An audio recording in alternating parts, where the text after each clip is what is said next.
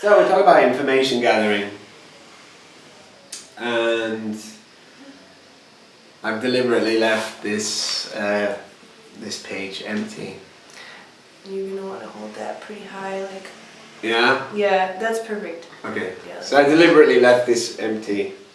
Whether or not I use this in the video right now, maybe later, but it's worth catching just in case any nuggets of wisdom come out.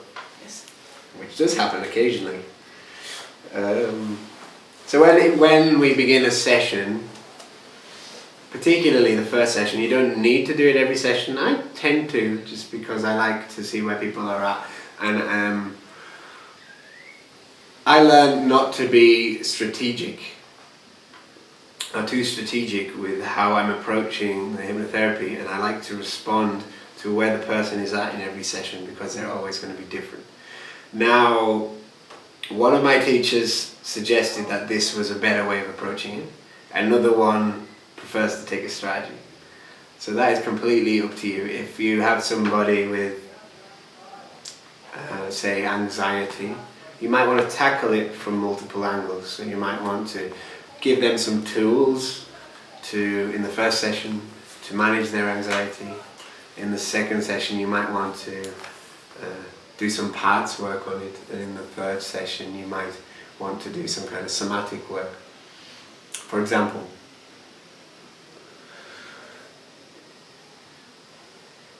I tend to weave in and out of all of these different types of therapy, depending on what feels right in the moment. I really go on my feeling when I'm in the session.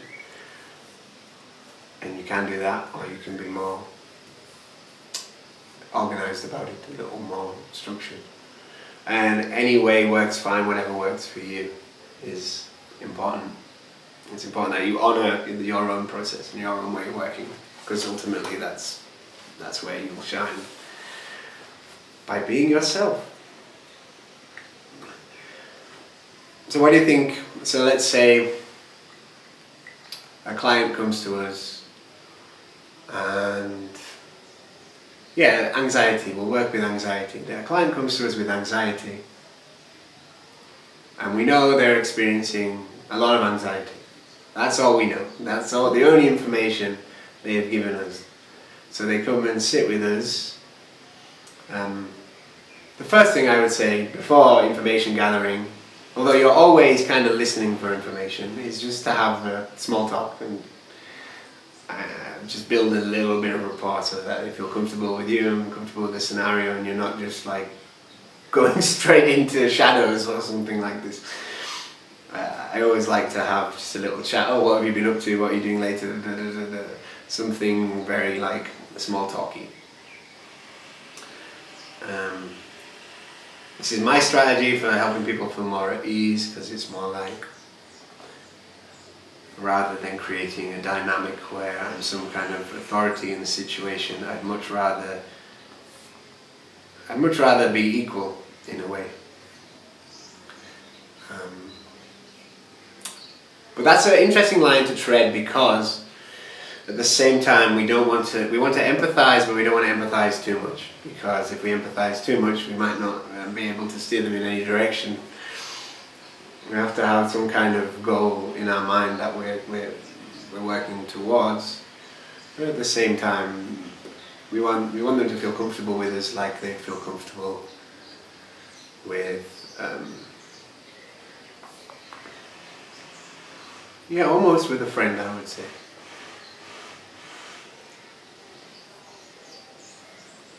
Whether or not we want a friendship afterwards is a different story, and usually I don't continue like friendships with my clients. It seems to be like a professional relationship, but I have had clients that turn into friends, and I've had friends that turn into clients, and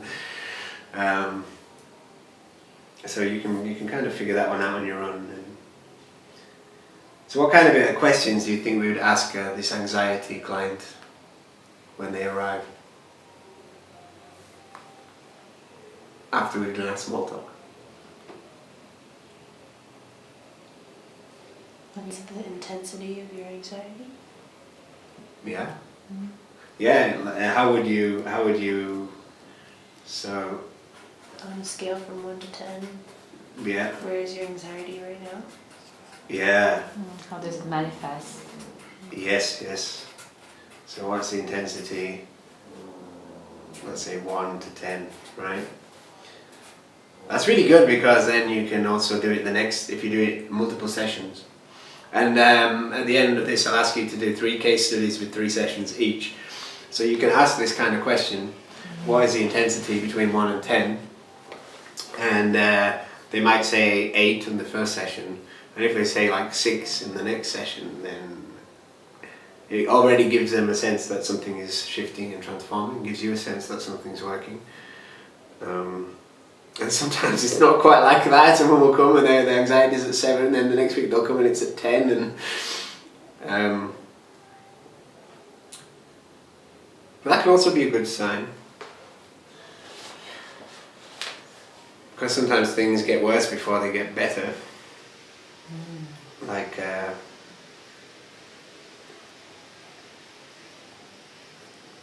a cold or a flu or something.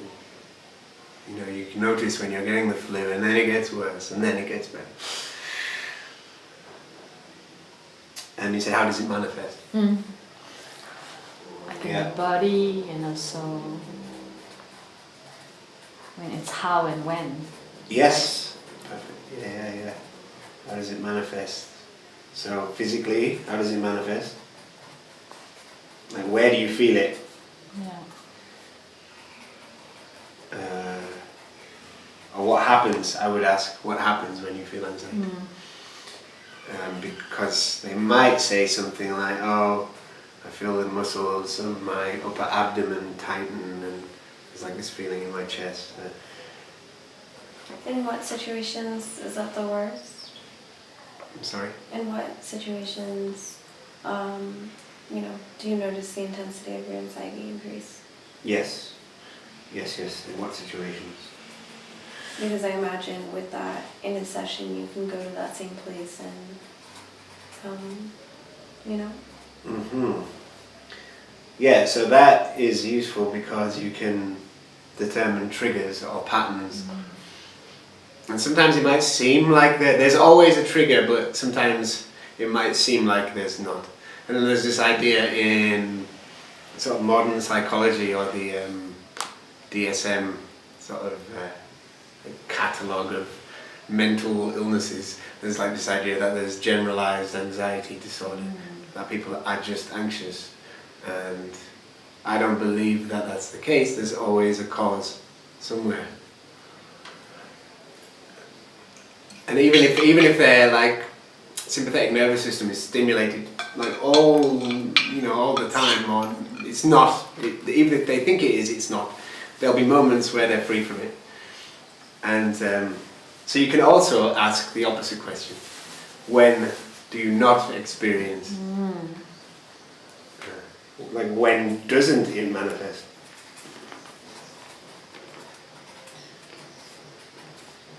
And then you can use that hypnotically, because you can be like, well, so that's interesting. There's these times where you are actually free from it. And then what's different there? How does that feel?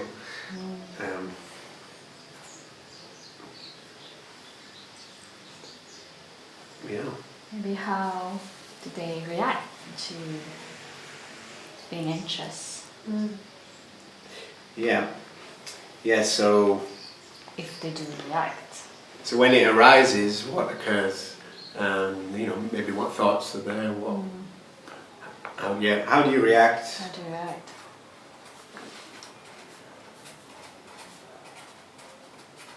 I'm going to write what thoughts arise, what sensations arise, what actions.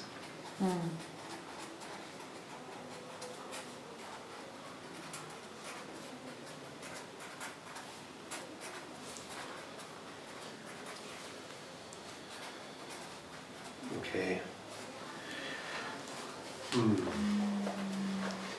This is good. What else might you want to ask?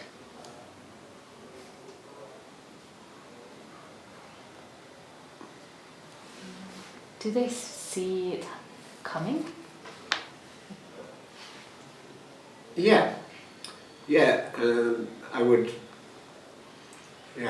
ask that question in a way, and usually they do know. They do know. If you they maybe haven't thought about it. So you might find they get slightly trancy if you ask something like that, which is great. But you can ask something like, how does it begin? When you're asking when does it happen, then maybe it's like, so let's say they get anxious when they receive a text message. So you receive a text message, and then what happens? In that moment when you receive that text message, what happens? And they might be like, I don't know, or I just sort of suddenly panic. And then you can just kind of try and fine tune it. It's like, just in that very moment, before that panic, what happens? You can try and narrow them down. And this is really good because then in hypnosis, we can notice when that trigger happens. We can get them to notice when that trigger happens and then suggest that they have a different response. For example, relaxing their body, or taking a deep breath, or letting the thoughts just be like little children that are nagging, and just to let them be. That's a little trick, like an NLP trick, where you make the voice, you can make it sound like Donald Duck, or make it sound like Mickey Mouse, or make it sound like another Disney character, or not a Disney character, or a helium balloon person. And when these thoughts kind of given this kind of silly quality, a person is much less likely to take them seriously, which is very useful with anxiety, because anxiety is often completely fictional.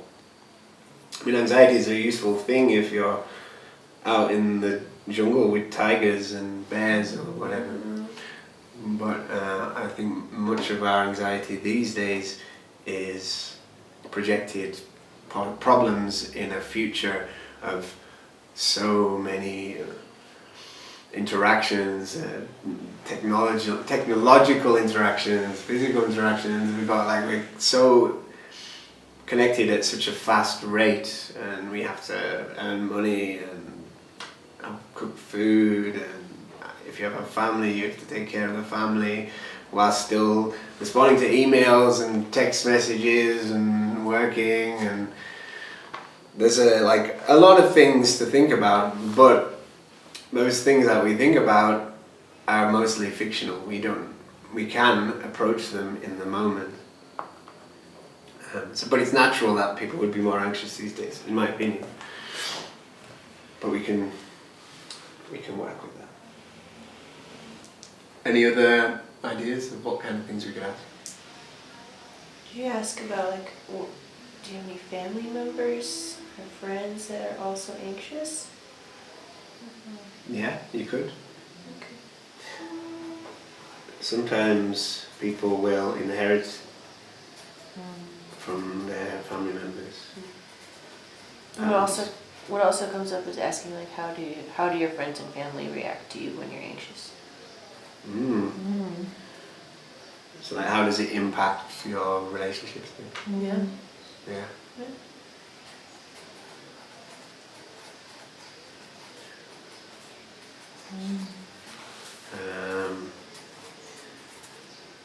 And going back to friends and family, relationships. Going back to friends and family, sometimes it's worth just asking, what is your family situation? How did you grow up? Sometimes when you do this, people make connections that they haven't made before. And at the very least, you'll have a little more insight into them and how they function. Like, what is your family situation? For our sake, you might want to ask about medication or mental health issues or physical health issues.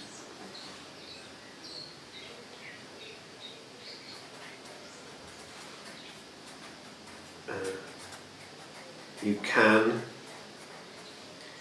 I haven't been doing it since travelling, but in the UK I do get people to sign forms if they've experienced anything like psychosis or bipolar or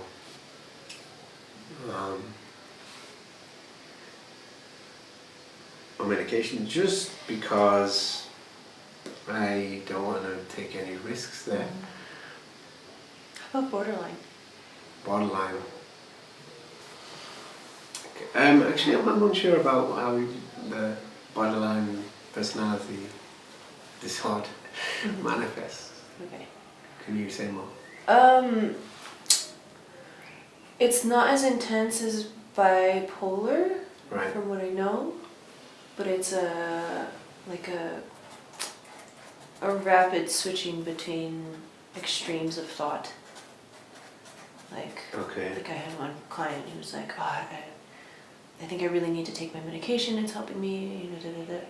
And then an hour later she'd be like, oh, I needed to get off my medication, it's like ruining my life, I can't feel anything. And just be back and forth. But it's conscious. Yeah. It's more like aware. Mm. They're more aware of what's happening. Well, if they mention it, I would still likely work with them. Because that's already quite interesting that you've got these two parts that you can work with, which is great. Yeah. But also, if you ever feel like something's out of your depth, and there has been a couple of times where I felt that, it can be worth referring them to somebody else, or if there's someone that you don't want to work with for any reason at all. It maybe because you have a strange dynamic with this person. I mean, it can be like that sometimes. Or I don't know, they've fallen in love with you or something. You might want to refer them to someone else. And yeah, I mentioned a couple of days ago about a transference incident. I ultimately, after that session, I referred him to, I suggested that he went to traditional counselling because I felt that would be more appropriate for him. And I actually knew him. He was a friend, and I felt like it wasn't my place to be in that role for him at that time. Little side note, do you have any Facebook groups or email threads of other hypnotherapists that you recommend? Like a bank of people to go to? Well, I would refer to probably one of my mentors often, but then I could refer to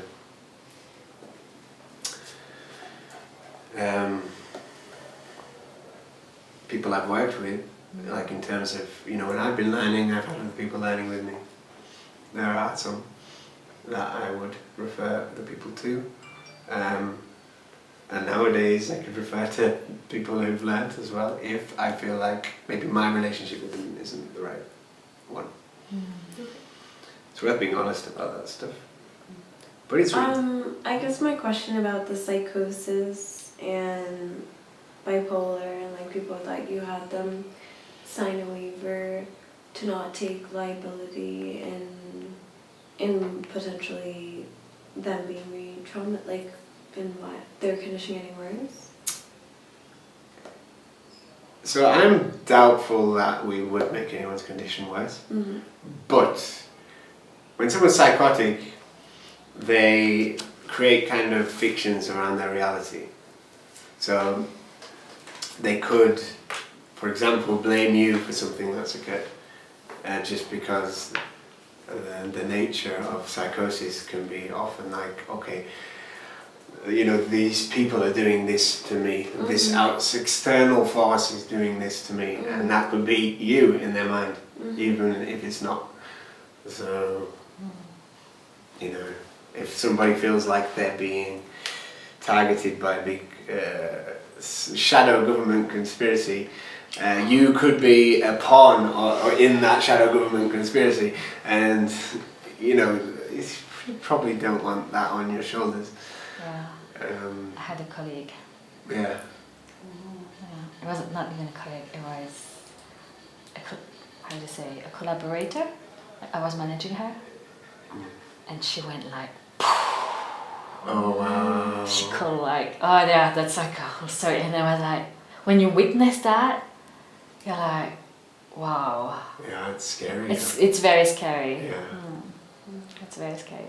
Yeah, I feel so sad about people experiencing that stuff. Yeah. It's scary for the people witnessing, for Especially them. for them. It's for them. Yeah. And did your mentor work with him in the end and it was fine? Well, in that instance there, he went with counselling. Okay. But I do have counsellors that I would recommend. I felt like working with hypnosis for him at that point was probably not right. He needed to do something a little less deep, a little more superficial, so he could sort of slowly return back to normality.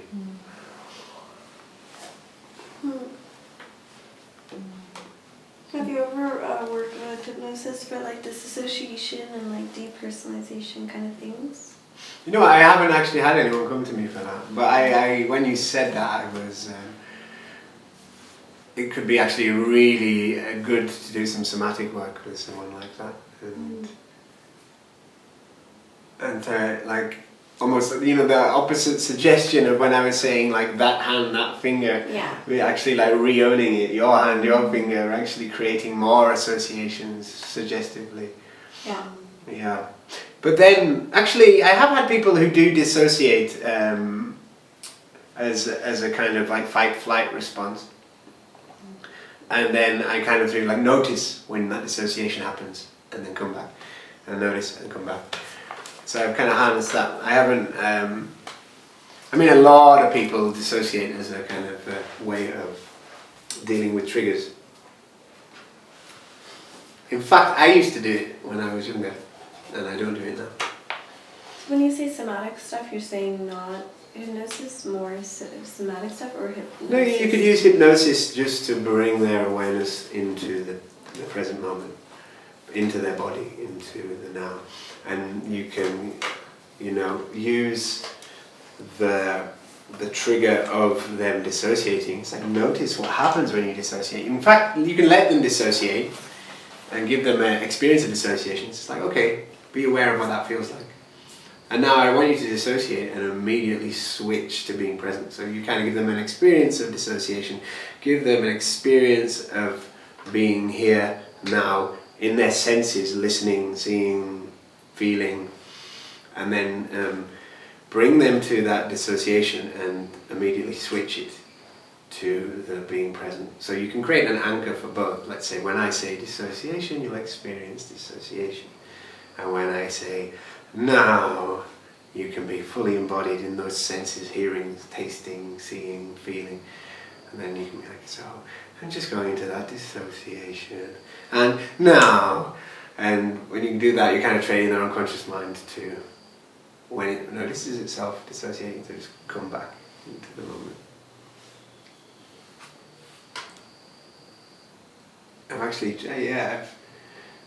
I've trained a few people to do that, and it seems to work really well. Sometimes it can take a little bit of time to get used to, because dissociation usually is a result of a trauma.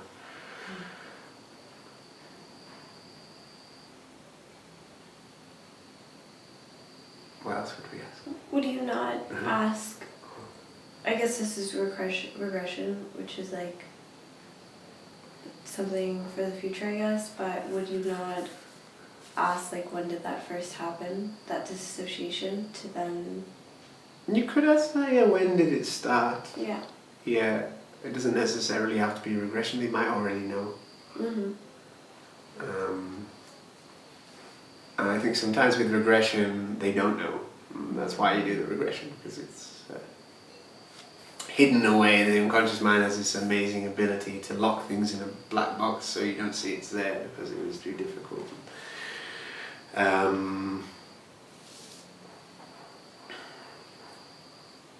But you can ask them when they first experienced it.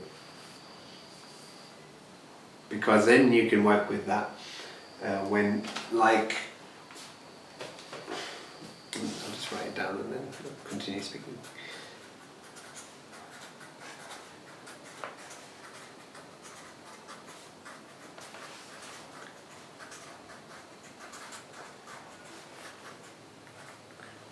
When somebody says, let's say I first dissociated, rather than that thread. I first dissociated when, like, my brother, like, hit me with a toy and I didn't know what to do and I just froze. Maybe they will remember that.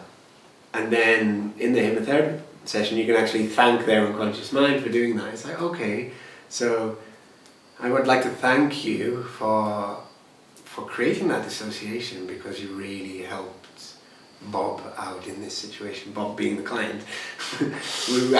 Sometimes we like refer to the client as by their name as if they're separate to the unconscious mind and we're talking to the unconscious mind. So and say, so yeah, thank you unconscious mind for helping Bob in that moment, and it was really helpful, but you know you don't need to do that anymore, and just giving it like, you know, encouragement and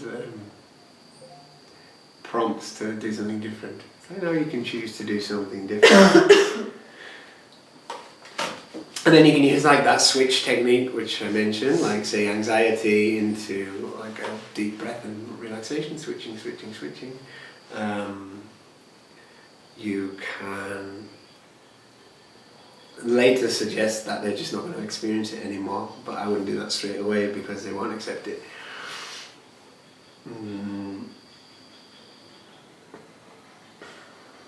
Where was I going with that? I lost, my mind has gone blank. We were talking about asking when it first happened. Yes, when it first happened. When did you first experience it? Yeah. That's the next question.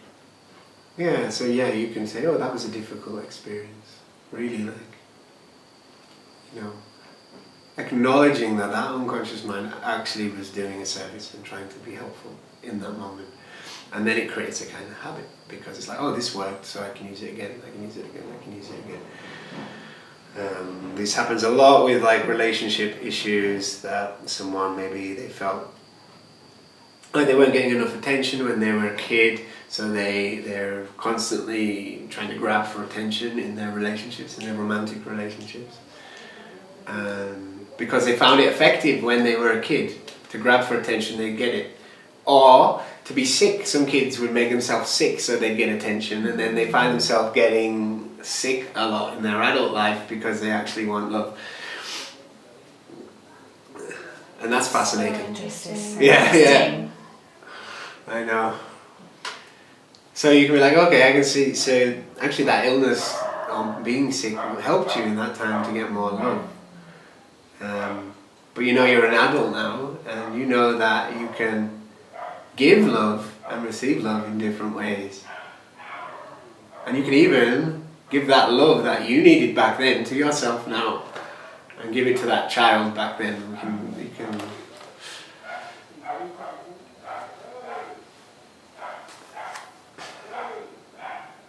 that is kind of getting into regression territory, but isn't quite regression. When you're talking about regression, is it always like invoking the inner child? No, not always. It could be like last year, or it could be. Usually, it's being a child. And you know because the person is speaking as a child, or how do you know when that regression has happened? I'll just say, like sort of inadvertently teaching regression here, but you might say, okay, so like just drift back to a time where this began, and I'm going to count down from 5 to 0, and at 0 you can be in that time where this all began. 5, 4, 3, 2, 1, 0. Where are you? And they will. They'll begin recounting details. Oh, I'm in my bedroom. I'm like, okay, so what what does it look like? And they'll describe their bedroom. And say, okay, so how old are you? And they'll be like, oh, I'm 6. Maybe 6. Okay, so you're maybe 6. And then you kind of like just have them. It's really quite easy to do. Sometimes people don't want to go somewhere, and then I usually like regress to happy memories first. I'll go to like, so one, they're training their unconscious mind to remember stuff, and like sometimes they'll remember being like 2-year-old and feeding the ducks bread and stuff like that, and feeling really nice about it, or splashing in water or something. That's really cool. But if someone accidentally falls into regression, or if you're in a session and someone accidentally is in regression, you can tell because they're talking different, or because of... No, not usually talking different. There's some... I think it's rare that happens, but it can happen. Usually they're just like themselves talking in a very relaxed way. Oh, I'm 5. It's not like they actually literally fully regress to being a child, but they experience it in their like kind of somatically. They'll physically feel some of the feelings that they were feeling when they were that age, but they've still got their perspective of their adult self present. And can you, at some point, go to like, memories that were hidden? Yeah. Yeah. I mean, that's often what happens. We go back to the time when this first began. And you might say, you might not know what that is right now, but your unconscious mind will show you in 5, 4, 3, 2, 1, 0. And it seems to do it. Not always. Sometimes it takes a little more uncovering. But And is it always true? is it always true? Yeah.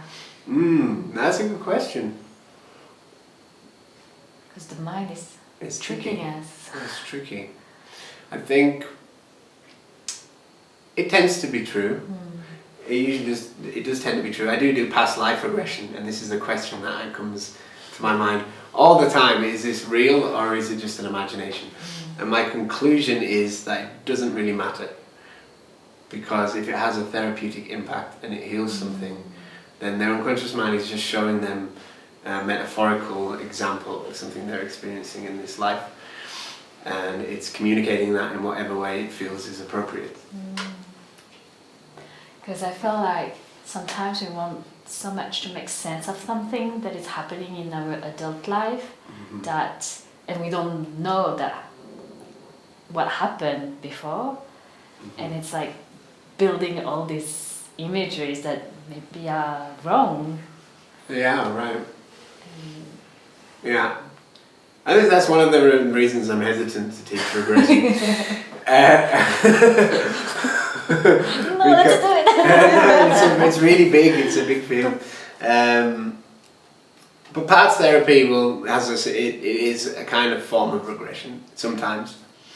But it's much more reliable in the sense that whatever they experience will be symbolic by its nature. When they're imagining a part of themselves, their unconscious mind will create a version of it that isn't necessarily the way it was in reality or is in reality, but it's obviously symbolic, and that makes it a lot easier to work with, because they're not like going to attach to the memory and go home and tell their father that they were terrible and all of this stuff. But usually with regression, it'll get people to bring in forgiveness and love and understanding and all this stuff. You don't teach it, but you do it, right? Yeah, I mean, I could teach it, but not in a 6-day thing. Yeah, like I feel like a lot of hypnotherapy, and there's like module 1, module 2, like the whole thing. Infinite modules in my experience. To build up to going into past lives, to build up to going into that. Do you think that this could be applied for medical purposes as well, like what we're learning now? Yeah, so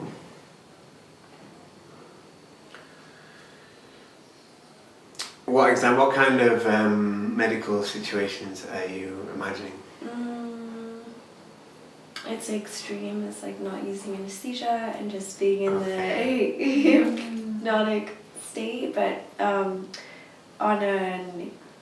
the other level, healing and recovery, and the body not rejecting maybe a procedure that had to happen, or misalignments and things that might be there, and communicating to the subconscious so it can heal.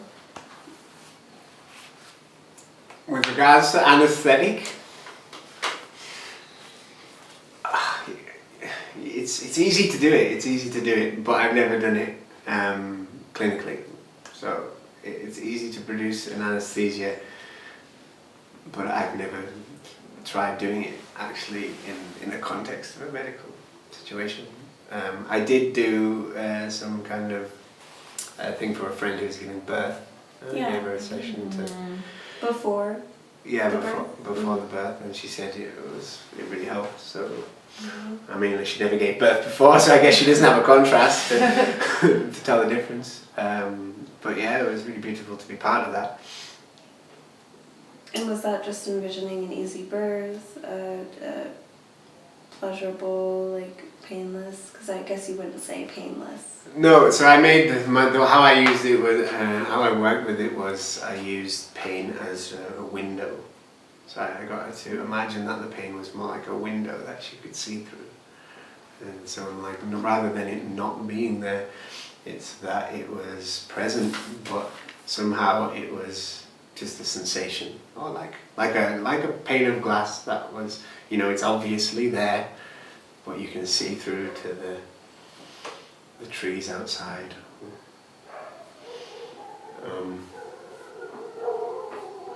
Now, if you want to do anesthetic and stuff like that, I would just experiment with it first. Make sure that you have people that, where it's safe, and you can just practice with them and practice numbing the hand. It's like, okay, in a moment that hand will go numb, you won't be able to feel anything at all. You can feel the rest of your body, but you won't be able to feel that hand. And would you physically test that then? Yeah, you might grab it and be like, and they'd be like, you usually have to be in a trance, reasonably well for that to work, but it does work. It is quite easy to do.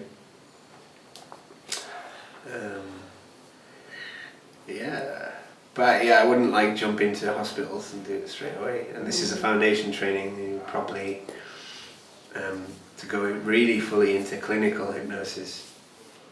It would require a little more training and understanding. But that being said, if someone came to you with a physical illness that they were struggling to actually heal with allopathy or something, then I don't see any reason why not to try. And with the skin condition situation I had, I helped her heal her skin condition by getting her to imagine that her cells were healthy and that the healthy cells were kind of discarding the unhealthy cells, and I was just having her visualize healing that skin in all kinds of symbolic, metaphorical ways, and it seemed to work.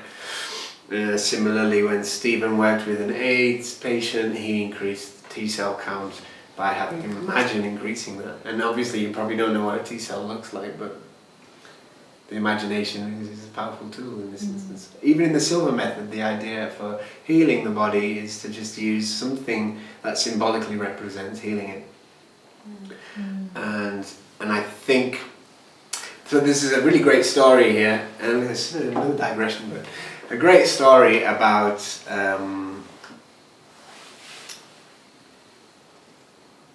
there was this drug that was being developed, and I can't remember off the top of my head what the name of it was, but it was a cancer drug, and this was in the 80s, and there was all this amazing kind of articles coming out saying how this drug could be really efficacious in treating cancer. And there was a man who had cancer who got to trial this drug, he was very excited about it and really thought it would work. And he found this one doctor who was working with it, studying it, and he had this treatment, and his cancer, his tumour decreased, shrunk, and disappeared, and he was healed. And then later on, he found an article that said, "Oh, this drug is actually been proven to be completely ineffective against cancer," and it came back. The cancer came back very, very, very rapidly. And then later, this doctor was suspected that that it was a placebo. That what happened here was a placebo. And so he said, "Actually, do you know what? I realised I did something wrong. I didn't give you the right dose, so I'm going to give you a bigger dose." And he gives him this bigger dose, and the guy heals again. And then later reads an article saying that actually that drug's been completely scrapped, and that it's completely ineffective. There's no use for it. And he got sick, and he died after that. But it's a fascinating idea, this power of the unconscious mind and belief and placebo. So if you can get your client to believe in whatever way that they can heal their body.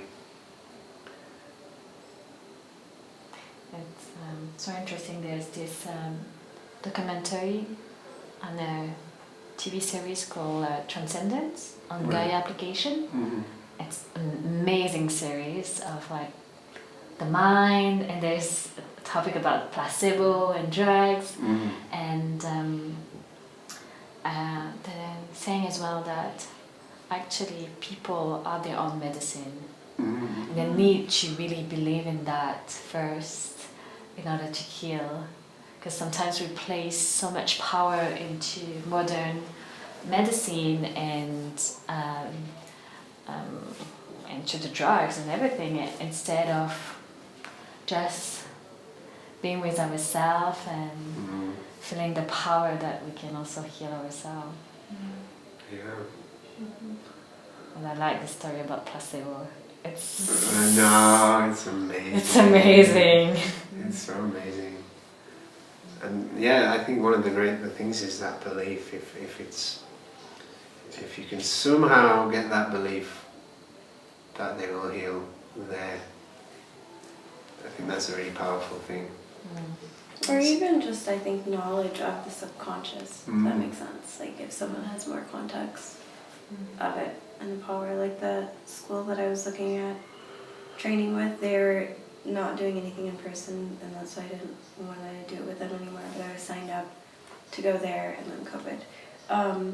But the woman had gotten in a car accident in Colombia and fractured like her skull in 7 or 8 places. And she was in the hospital for like a day before the hospital was like basically like go home and let her pass away at home. Like rather than passing, like maybe she has a couple days. And her parents were like really, really desperate, and they found this neuro-linguistic like programmer, hypnotherapist person in Colombia who's like this big doctor who came, and somehow a month later she's still alive. And like she couldn't talk, she wasn't responsive.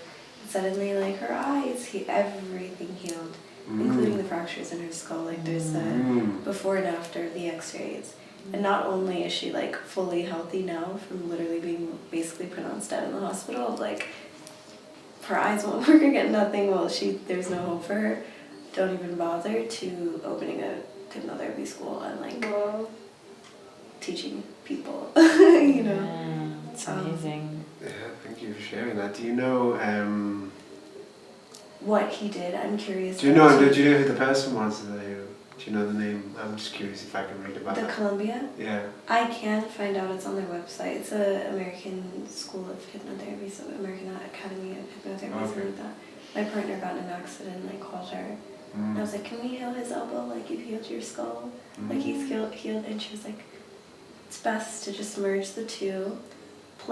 She sent me an hypnotherapy audio to play in the operation room. That could act as an anesthetic, because he didn't want to take all that. But they wouldn't let him. The nurses wouldn't let him. It seems like you need to have a registered nurse who's also a hypnotherapist to be able to be in the room to let that happen. But he started playing the audio, and his body was rejecting the surgery and the metal, and his arm was like huge, but the second that he started playing the hypnotherapy audio, it stopped rejecting it, and he just had it on like repeat. Two things came to mind there. One was that what you just mentioned with the audio, like if you want to use it as a complementary therapy to a medical thing, then that's fine. It's just when you start actually going into hospitals, and then it gets a little bit tricky. But as a complementary therapy, you can do whatever, and I think it's worth doing actually to assist in anything, because you're assisting them to heal themselves, and then even that support and that enthusiasm and that belief that they can do it will go a long way. And the way that you would do that, like if someone's having deep pain in their sciatic nerve, or like a herniated disc or something like this, the way that you would work with them again is with the visualization of like all of these things regenerating and whatever health is to them. Yeah, I would do maybe two things. I would give them hope that it will heal. I'll give them hope that, and I might do that by, we'll do it later, we're not going to do it now, but idiomotor signaling, which is where you communicate with the body and get answers from the body rather than from words.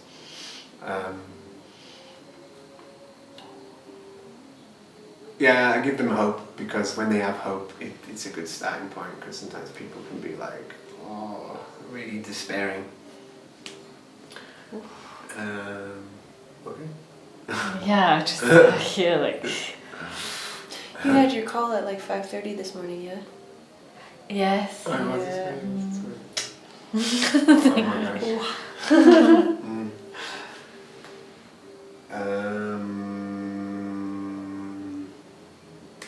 And the second thing I wanted to mention was that story you told about the fractured skull, and that is a really good therapeutic story to use for someone who wants to heal something. Yeah. So you could use it while someone's in trance, like say really slowly. We're in trance. Yeah. Because we're getting to storytelling at some point, and that's a beautiful example of a kind of story you might tell to someone while they're in trance. Like that story I mentioned about the drug, that's also a useful story to tell someone while they're in trance, because it'll give them hope and understanding that their unconscious mind is more powerful than they might have given it credit for. There's this guy actually called, it's a doctor, Joe Dispenza, who heals his like some bones in his body through meditation. And I don't know if he did hypnotherapy, but he was consciously like rebuilding each bone of his skeleton in his body, and he didn't take any like medicine. He does it with trance too, I believe, but a different form of getting into trance with breathwork. I've been to like his retreat. Yeah, for sure. But it's just interesting because the breath work is like bringing up, literally producing DMT in your pineal gland, and then it puts you in this different brainwave state, like gamma state, where people are literally like convulsing and like, but in this place is where he's guiding, using that state to then kind of hack and like communicate to your subconscious. Yeah, breathwork's really good. Breathwork's really good. I dove into his things as well. I would teach breathwork as part of this, but it's almost it's not part of it. But I do breathwork. I like it a lot. It's like it's almost a separate field, but it is relevant, and it is relevant, and it can be work with. Okay, I just want to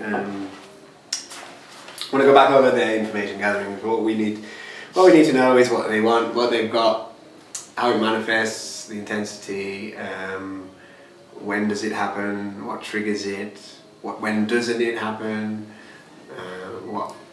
what's their life like, what's their routines and habits like. This is a good one.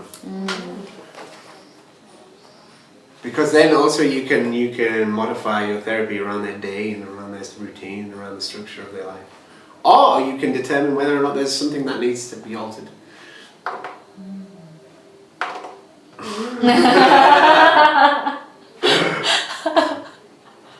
It's so weird. She's gonna cut like everything.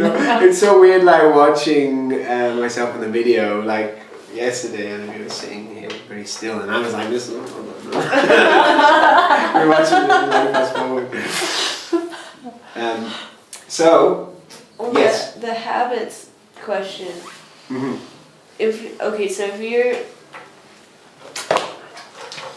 So we're not, certified nutritionists or anything like that, or maybe you are. That would be lovely. Yeah. But if you're not, and you notice right away, like, you ask, your information gathering, and you ask, okay, what are your habits like? And I have 3 cups of coffee in the morning, and then I feel terrible. And I smoke 10 cigarettes. Yeah. Then I smoke a little bit of crack, but just a little bit. And Well, I did all of this. So if that happens, like, what do you do then? Like, because that's like an obvious thing, like, where you could just be like, oh, maybe you could, instead of decreasing innovating, your coffee consumption might help right away with that sort of thing. Well, you could ask. I would ask it, like, do you think that the coffee has an impact on this? And they might say, no, I'm fine with it actually. But then they'll have a moment and they'll check in, and at the very least, rather than like saying,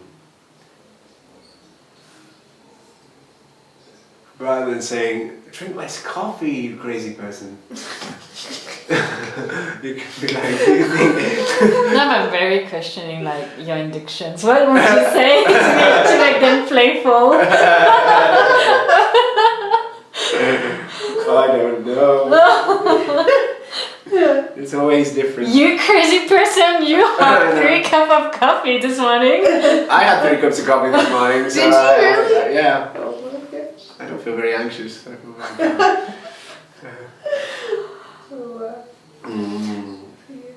Anything else? Habit routine. This made me like, we asked something about the impact on relationship, but we can also just, how does it impact your life as well, like in general? Yeah. Yes, of course. Good point. How does it impact your life? This can give someone an impetus to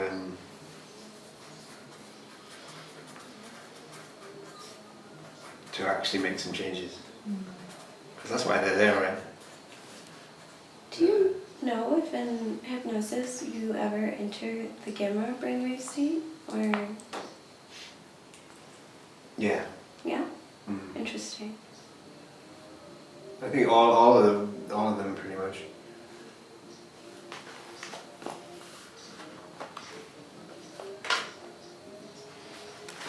Okay, what is?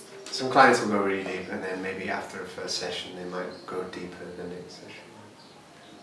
Then it can be also very light, it can be very deep, it can be really, really deep, it can be really transcendently, spiritually amazing, or it can be very like earthy and grounding. Are you going to say something? Sorry, I'm interrupting you for practical reasons. Okay. You want to go? For time. You want to go? It's 10:30. Okay. Yeah, 15 minutes. I wanted to do a little practice, but actually one thing I'd like you to do is personally, so there'll be something that we can address in the session. Maybe don't think of something that you'd like to work on while we're here, and you'll get more opportunities to do other things. So maybe go a little bit lighter this time. You can go a little bit heavier towards the end. But think of something, an area of your life where you like to improve it, but there's some resistance somewhere. And then basically pick a subject that you would like to explore. So I have one. First, like sometimes I have a block with marketing and doing all of these things that would like improve my business. So and I want to grow it more. So that's my subject. And so you can think of anything that you have that you would like to address, but there's some resistance. And we will information gather from one another. But you want to leave at 10:45? Yeah. So when you're information gathering, you can write notes. You can't or you can? You can. Usually I ask if they don't mind. And usually I'll tell them that I will destroy the notes afterwards. And sometimes I take notes on my phone and I say, I'm just taking notes on my phone, I'll delete them off. If that's okay. And nobody's ever said, no, please don't. So. Okay. Also, I'm sorry. Yeah. You have some blue Sharpie on your... my forehead. Yeah, but you it were just honest. happened. It just happened, Yeah, yeah. I I have no think idea you had what a... happened. Like, suddenly, just out of nowhere. Yeah, it's Here. coming off. Unless you want to keep it for the camera. Wow, that's super interesting. I think I'm gonna, side note, just the gamma brainwave state in Joe Dispenza and how, like, you know, that, because I went to one of his retreats that was like 10 days and I felt like he was kind of putting everyone into a trance because they would just hear him say the word deep or something like that, or like breathe, and then people would start just enter a trance. Like enter like this state, literally. You know? Yeah. I like that. The power of words. So does everybody have a topic they would like to look at?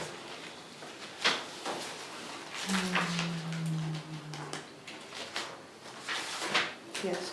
Yes? Yeah. Yes? Mm-hmm. You do? Mm-hmm. Great. Well,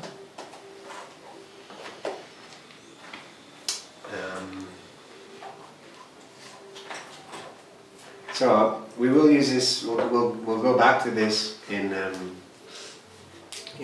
parts therapy, which I could do it today, but we could do it tomorrow. I don't know. I'm looking at you because of your session. I'm thinking about time. Maybe good to start with art therapy and have the whole day on it. So we can do it tomorrow, and maybe we'll do the kind of somatic experiencing thing today. But in terms of just wrapping up this information gathering part, we can bring it into the parts therapy tomorrow. So we'll practice information gathering, and you have 10 minutes, so we should probably do it very, very fast. We've got a 10-minute timer on. See how much we can get in 10 minutes. 10 minutes each, or 5 minutes each? Well, I Or think just one person? we'll do 10 minutes each. What will happen? I guess you can practice information gathering from me, and Olivia can practice information gathering from Sarah, and then you two compare it Oh yeah, after when, Olivia leaves. If that sounds good? Yeah?